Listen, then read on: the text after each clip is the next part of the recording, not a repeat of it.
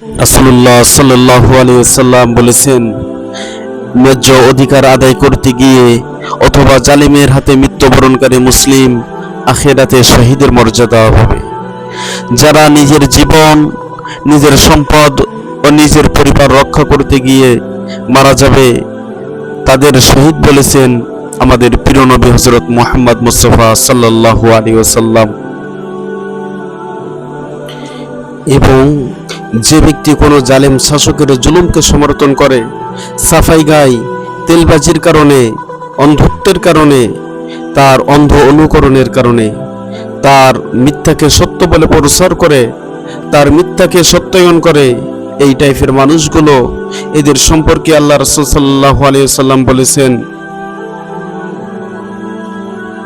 নিশ্চয়ই আমার পরে এমন কিছু শাসক আসবে যারা মিথ্যা কথা বলবে, জুলুম করবে। এদের মধ্যে কিছু লোক আসবে যারা এই সমস্ত শাসকদের মুসাহিবি করবে, এদের তেলাওয়াত করবে এবং তাদের মিথ্যা কথাকে সত্যায়ন করবে।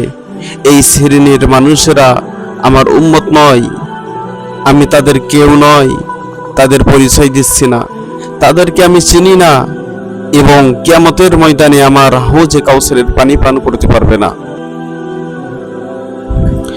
যারা অন্যায়ভাবে মানুষকে কষ্ট দেয়, মানুষকে হত্যা করে, মানুষের রক্তপাত ঘটায়, মায়ের বুক খালি করে, এরকম জালিম শাসক থেকে আল্লাহ তাআলা আমাদের হেফাজত করেন। আমিন আমিন ইয়া রাব্বাল আলামিন।